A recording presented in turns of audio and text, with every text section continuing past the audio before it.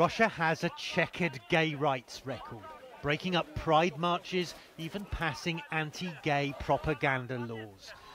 But there are now shocking allegations of much worse.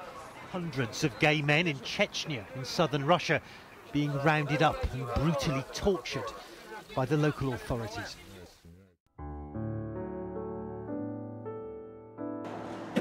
This morning I'm standing here outraged and disgusted and pissed off.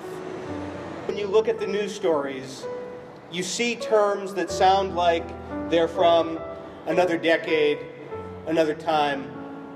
Terms like concentration camp, torture. You read about families being encouraged to kill their own children before the government does. You read about horrible atrocities. The other day, the President of the United States met in the Oval Office with representatives of the Russian government. The Russian press was there. The U.S. press wasn't there.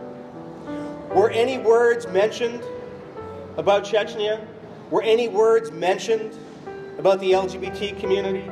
Were any words mentioned about torture and death in concentration camps?